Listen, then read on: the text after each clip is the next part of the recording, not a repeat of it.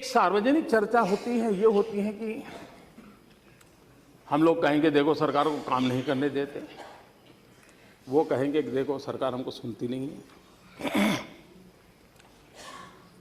किसी को लगता है देखो हमने दिखा दी हमारी ताकत, भले हम कम हैं लेकिन हम, ये सब चल रहा है। लेकिन एक और बात है जिस पर ध्यान देने की आवश्यकता है, ये सदन क्यों नहीं चलने दिया जाता है? इसलिए नहीं कि सरकार के प्रति रोष है, एक इंफीरियरिटी कॉम्प्लेक्स के कारण नहीं चलने दिया जाता, क्योंकि विपक्ष में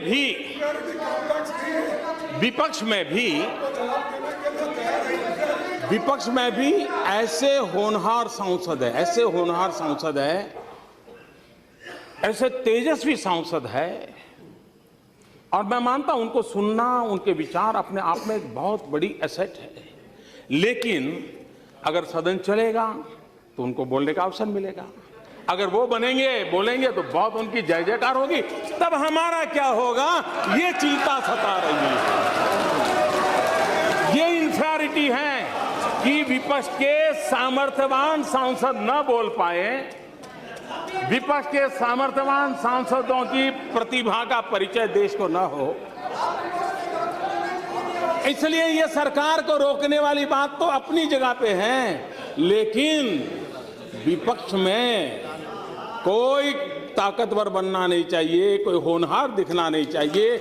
इस इंफीरियरिटी कॉम्प्लेक्स का परिणाम है। इसलिए बहुत, अब जैसे इस बार संसद चला तो मैंने देखा कितने तेजस्वी लोग हैं हमारे पास, कितने शानदार विचार रखते हैं जी। पिछले 2 सदन में उनका कोई लाभ ही नहीं मिला, और इसलिए ये मैं समझता हूं कि बहुत आवश्यक है। और मैं देख रहा हूं कि बहुत स्टडी करके आते हैं हमारे विपक्ष के भी, छोटे छोटे दल के सदस्य हैं, 4 मेंबर होंगे, 3 मेंबर होंगे, और कुछ लोग मनोरंजन भी करवाते हैं।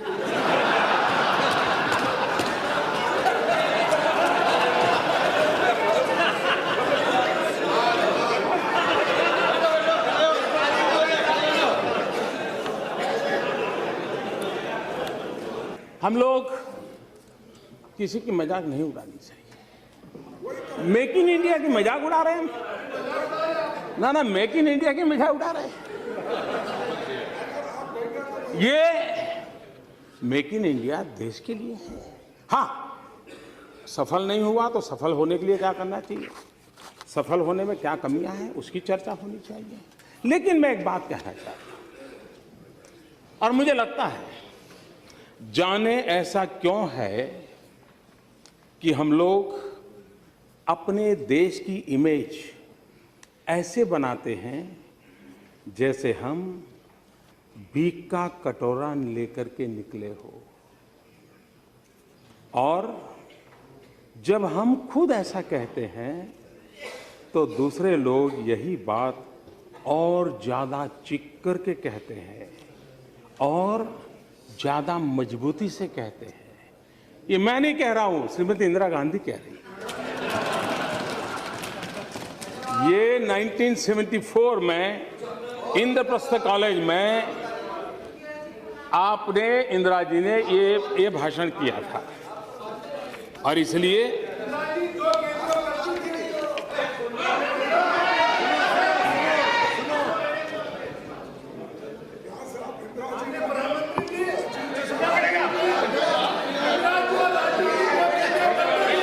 ये भी बात है कि हम कोई भी नई योजना लाए, नई तरीके से लाएं, तो कुछ लोगों को उम्र तो बढ़ती है लेकिन समझ नहीं बढ़ती है, तो समझने में बड़ी देर लगती है। कुछ लोगों का ऐसा रहता है, और इसलिए चीजें समझने में बड़ा समय जाता है। कुछ लोग तो समय बीतने के बाद भी चीजें समझ नहीं पाते, और इसलिए अच्छा लगता है विरोध करें, तो वो विरोध करना अपना तरीका ढूंढते रहते हैं। और इसलिए मैं एक पीड़ा कहना चाहता हूं, हमारे देश में बहुत सी दिक्कतें हैं, ज्यादातर ऐसी है जो बहुत पुरानी है। गरीबी, पिछड़ापन, अंधविश्वास, कुछ गलत परंपराएं, कुछ समस्याएं विकास और तरक्की के साथ भी आई हैं। लेकिन इस देश की सबसे बड़ी चुनौती है तेजी से हो रहे बदलाव का विरोध।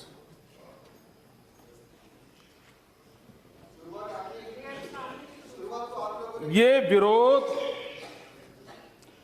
पढ़े लिखा तबका भी बहुत मुखर तरीके से करता है।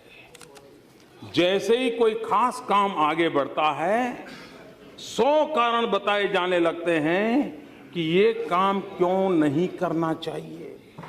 मुझे लगता है कि एक मजबूत और ऊंची दीवार ने हम सबको चारों तरफ से घेर के रखा है।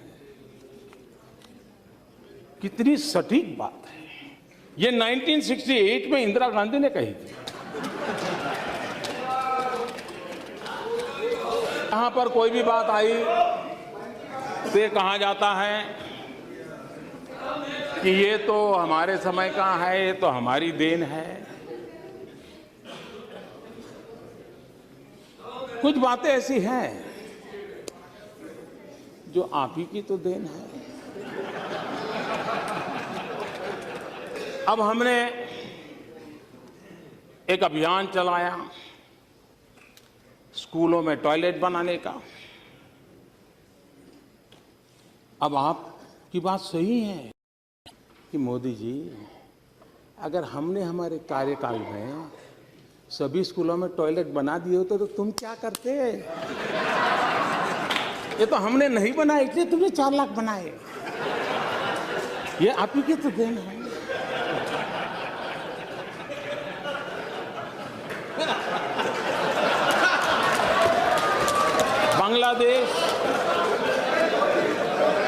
बांग्लादेश की सीमा का विवाद, इतने दशकों के बाद बांग्लादेश सीमा का विवाद सुलझा। आप कह सकते हैं देखो, हमने अगर हमारे कार्यकाल में कर दिया होता तो मोदी तुम्हारा अचीवमेंट कहां होता है? ये तो तुम्हारे लिए हमने छोड़ के गए थे, आप ही की तो देन है। अब आप ही की तो देन है। 18,000 गांव, 18,000 गांव आजादी के इतने सालों बाद अंधेरे में डूबे हुए हो, और अगर हम उन गांवों में बिजली पहुंचाए तो आप गर्व से कह सकते हो कि मोदी जी ये 18,000 हमने, हमारी तो देन है, तभी तो आप कर रहे हो। और इसलिए ये आप ही की देन है, इसका मैं कोई इनकार नहीं कर सकता। 60 साल के आपके ही कारोबार का ये परिणाम है, इसका कोई इनकार नहीं कर सकता है। और इसलिए कभी कभी बड़े गर्व के साथ मनरेगा की चर्चा होती है। मनरेगा की चर्चा होती है। ज्ञान देने की जरूरत नहीं है। मैं जरा कहना चाहता हूं, इसका इतिहास 50 साल पुराना है। लेकिन उसके पहले भी राजे रजवाड़ों के जमाने में भी ऐसी कुछ न कुछ बातें चलती थी। आप देखिए 1972 महाराष्ट्र की रोजगार गारंटी योजना 1972 में आई। 1980 में national rural employment programme NREP, in 1980 में उसका रिकार्नेशन हुआ। 1983 में rural landless employment guarantee programme RLEGP, ग्रामीण भूमिहीन रोजगार गारंटी कार्यक्रम आया। ये सब इनकारनेशन होते गए, योजनाओं का पुनर्जन्म होता गया। उसके बाद 1989 में जवाहर रोजगार योजना JRY, ये मनरेगा का पिछले जन्म का नाम है। देखिए, मैं हैरान हूं, बाद में जवाहरलाल जी का नाम निकाल दिया गया और किसी और ने नहीं निकाला, उसी दल ने निकाला जो हमें कोसते रहते हैं। उसके बाद 1993 एम्प्लॉयमेंट एश्योरेंस स्कीम EAS, सुनिश्चित रोजगार योजना, ये आया। उसके बाद वाजपेयी जी की सरकार आई, तो उस समय इन सभी योजनाओं में से जो भी अच्छा था ले लेकर के संपूर्ण ग्रामीण रोजगार योजना SGRY ये शुरू हुआ। 2004 में फिर उसमें इनकारनेशन हुआ। National food for work programme, काम के बदले अनाज का राष्ट्रीय कार्यक्रम आया। और उसके बाद इसने नया रूप 2006 में लिया, मनरेगा। और इसलिए पहले नरेगा और फिर कुछ एक नया ज्ञान हुआ तो फिर वो मनरेगा हुआ। तो ये गरीबों की भलाई के लिए कुछ न कुछ योजनाएं लगातार चलती रही है। ये बात सही है कि आप बड़े सीना तान करके कह सकते हो कि मोदी जी, चुनाव में भाषण करना अलग चीज है, तुम कहते हो गरीबी हटाओगे, लेकिन तुम्हें मालूम नहीं हम कौन है। अरे हमने गरीबी की जड़ें इतनी जमा दी हैं, इतनी जमा दी है। मोदी तुम उखड़ जाओगे लेकिन इसे उखाड़ नहीं पाओगे। ये बात सही है कि मुझे यहां आने के बाद पता चला कि इतनी जड़ें जमाई है आपने, इतनी जड़ें जमाई है आपने। और इसलिए मैंने पिछली बार भी कहा था, इस बात का कोई इनकार नहीं करेगा कि इस देश के 60 साल के कार्यकाल में अगर हम गरीबों का भला कर पाए होते तो आज मेरे देश के गरीबों को मिट्टी उठाने के लिए, गड्ढा खोदने के लिए मजबूर नहीं होना पड़ा। ये हमारा सफलता का स्मारक नहीं है, ये हम सबको स्वीकार करना होगा। और इसलिए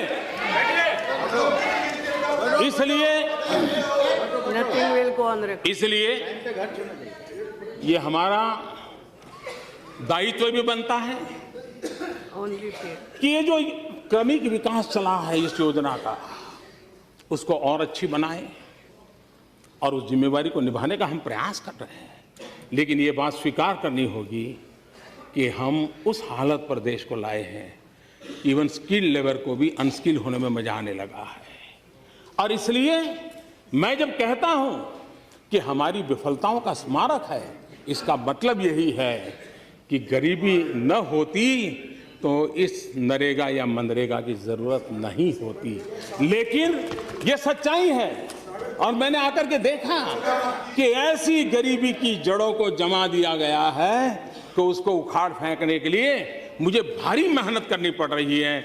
और उसके लिए हम अभी जो फिलहाल जो योजना चली है उसमें जो कमियां हैं, उन कमियों को कैसे दूर करना, उसकी दिशा में हम प्रयास कर रहे हैं। मैं आज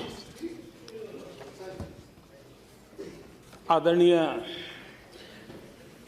खड़गे जी ने कहा था कि मनरेगा में भ्रष्टाचार बहुत है।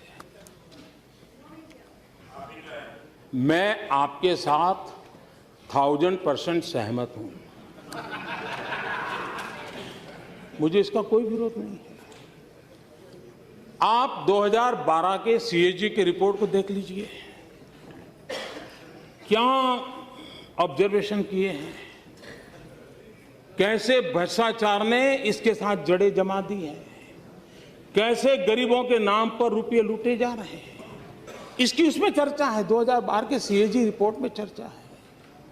और इसलिए हमने उसमें से कुछ सीखने का प्रयास किया है और हम बहुत कुछ सीखना चाहते हैं और सीखने का प्रयास करके उसमें जो चीजें थी उसमें से बाहर निकाल करके फुल प्रूफ कैसे बने, जरूरतमंदों को कैसे मिले, उस पर काम करेंगे। सीएजी ने एक बहुत बड़ा ऑब्जर्वेशन किया है और वो चौंकाने वाला है। हमारे देश में जिन राज्यों को हम गरीबों की श्रेणी में गिनते हैं, जहां गरीबों की संख्या ज्यादा है, सीएजी ने लिखा है कि जहां गरीबों की संख्या कम है और कुल मिलाकर के शासन व्यवस्था थोड़ी सुचारू रूप से चली है, ऐसे राज्यों में नरेगा का, मनरेगा का मैक्सिमम उपयोग हुआ है। लेकिन जहां सचमुच में गरीबी है, जहां सबसे ज्यादा जरूरत है, वहां इसका कम से कम उपयोग हुआ है। मतलब ये गरीबों को टारगेट करके पहुंचाने में हम उतने सफल नहीं हुए हैं और इसलिए हमारी दायित्व बनता है कि हम इसको और अधिक परफेक्ट कैसे बनाएं, ताकि जिन राज्यों में गरीबों की संख्या की मात्रा ज्यादा है, जिस राज्यों की गरीबी ज्यादा है, ये उस तरफ कैसे जाए। समृद्ध राज्यों की क्षमता है इन सारी चीजों को व्यवस्था में पहले हमने उस दिशा में हमने कोशिश की है कि ऐसे राज्यों को ये कैसे पहुंचे। हमने जैम योजना के साथ जनधन, आधार एंड मोबाइल, ये पैसे डायरेक्ट बेनिफिशियरी को पाए, उसकी दिशा में बड़ा अभियान चलाया है। तो उसके कारण बिचौलियों की संख्या नष्ट करने में शायद हमें सफलता मिलेगी। और इसलिए मैं समझता हूं कि ये जिस मनरेगा का हम इतनी बड़ी तारीफ करते हैं, सीएजी ने कहा है कि 7 साल के बाद भी 5 राज्य ऐसे थे जिन्होंने रूल्स भी नहीं बनाए। और दुख इस बात का है कि उन 5 राज्यों में 4 वो थे जो इस मनरेगा के गीत गाते हैं, कि जिन्होंने 7 साल के बाद भी रूल्स नहीं बनाए थे। और इसलिए इवन यूनियन टेरिटरीज, उसमें भी ये कठिनाई ध्यान में आई है। उसी प्रकार से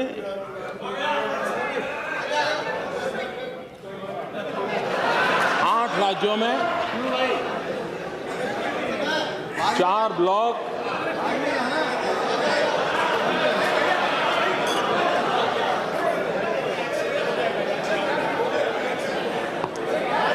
प्लीज ये ऐसा मत प्लीज, नहीं ये ठीक नहीं, प्लीज प्लीज, ये अच्छा नहीं, ये अच्छा नहीं।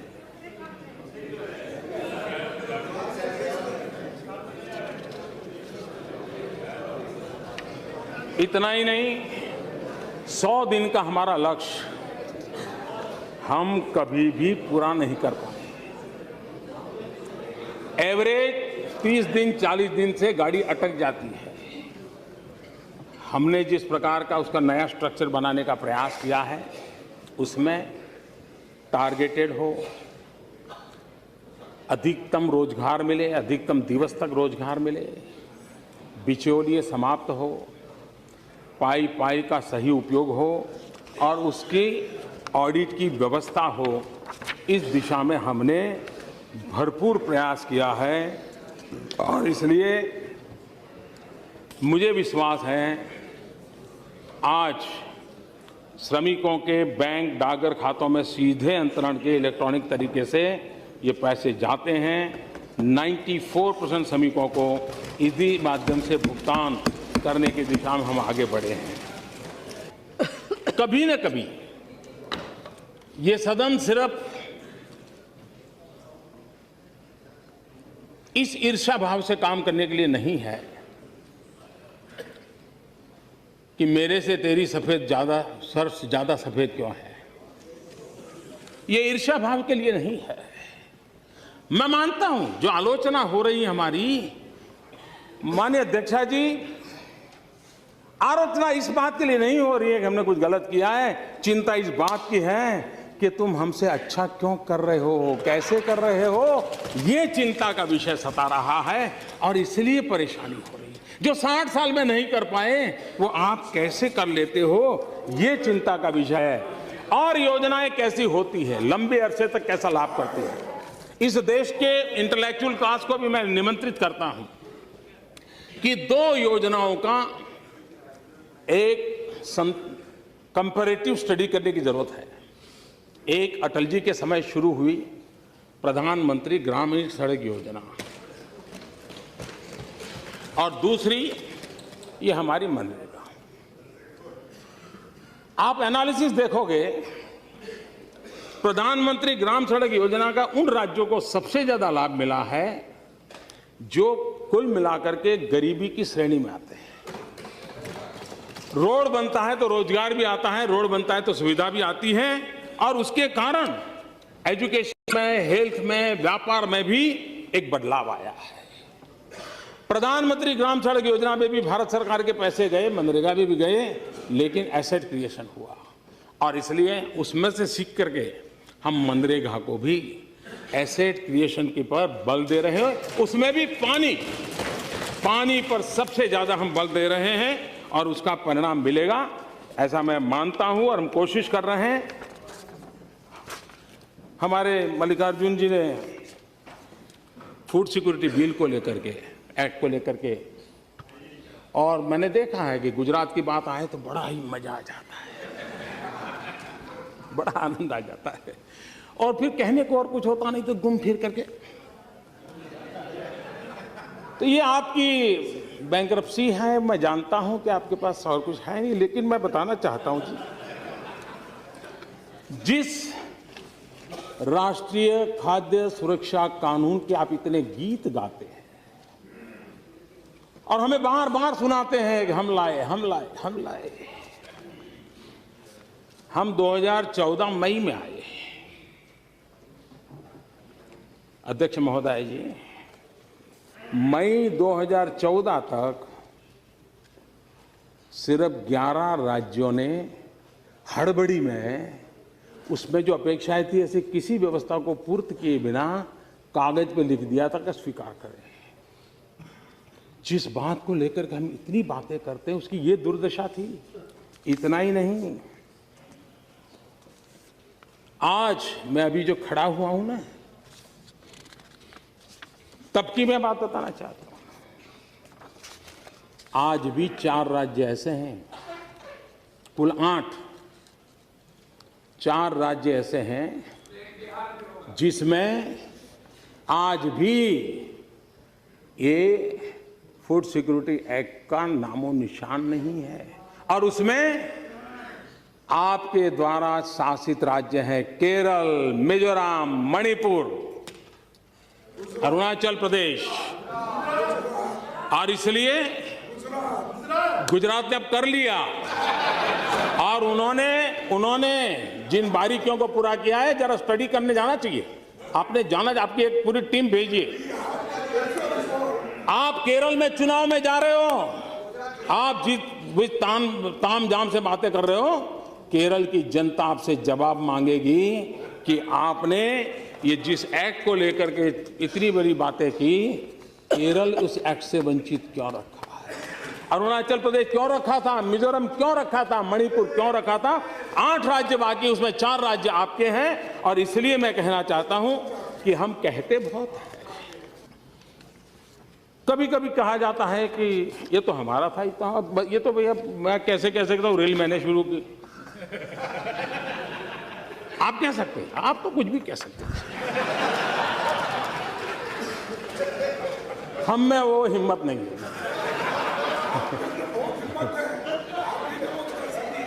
और इसलिए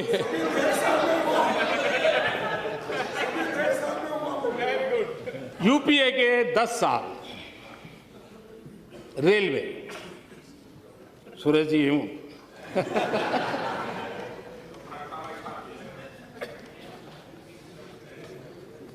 औसत सालाना खर्च रेलवे के डेवलपमेंट के लिए 9,291 9,291 करोड़ रुपीस।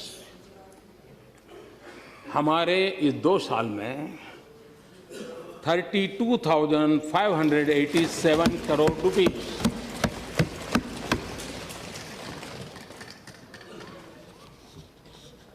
प्रति वर्ष औसत लाइनों का कमीशनिंग। हमने लाइनें कितनी बिछाई? यूपीए 1 एवरेज है 1477 किलोमीटर। यूपीए 2 थोड़ा सुधार हुआ 1520 किलोमीटर। NDA 2292 round about 2300। काम कैसे होता है, गति कैसे लाई जा सकती है, एक परफॉर्म करने वाली सरकार कैसी होती है। संसाधन यही थे, रेलवे की प्रक्रिया वही थी, डिपार्टमेंट वही थे, मुलाजिम वही थे, कानून व्यवस्थाएं वही थी। ये जीता जागता उदाहरण, और मैं हर क्षेत्र में ये दिखा सकता हूं। लेकिन राष्ट्रपति जी के भाषण के संदर्भ में और अधिक न कहते हुए मैंने ये कहा है, एक विषय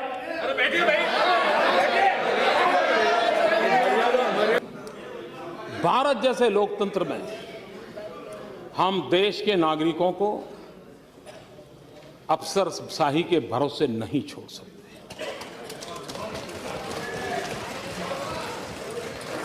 हमें हमारे 125 करोड़ देशवासियों पर भरोसा करना होगा, उस पर हमने विश्वास करना होगा। और एक बार अगर हम 125 करोड़ देशवासियों पर विश्वास करके चलेंगे, मुझे विश्वास है ये देश का नागरिक हमसे कोई बहुत नहीं मांग रहा है, वो हमारे साथ चलने के लिए तैयार है। हमने उस दिशा में कुछ प्रयास किए, वो बहुत बड़े हैं ऐसा मेरा दावा नहीं है, लेकिन उस दिशा में जाना है। हमने छोटे मुलाजिमों के लिए इंटरव्यू क्यों बंद किया? इसलिए कि हमें उस नागरिक पे भरोसा करना सीखना है। हमने नागरिकों को, बेचारों को जेरोक्स के जमाने में भी गैजेटेड ऑफिसर के पास सिग्नेचर लेने जाना, और कभी एमपी एमएलए के घर के पास कतार लगा के खड़ा रहना पड़ता था, और एमपी एमएलए उसका चेहरा भी नहीं देखता था। एक छोटा सा लड़का होता था, सब पे मार मार करके दे रहा था। हमारे उस 10वीं 12वीं क्लास के बच्चे पर तो भरोसा था, लेकिन उस नागरिक पर हमारा भरोसा नहीं था। हमने उसको नष्ट कर दिया, क्योंकि नागरिक पर भरोसा होना चाहिए। जब फाइनल जॉब लेगा, आएगा, अपने दिखाएगा। अभी हमने बजट में बहुत बड़ी अहम बात रखी है कि 2 करोड़ रुपए तक हम कुछ नहीं पूछेंगे, आप जो चाहो हम दे दो, हम ले लेंगे। विश्वास बढ़ाने का माहौल बढ़ाना है। ऐसे कोई नए सुझाव है तो आप जरूर दीजिए।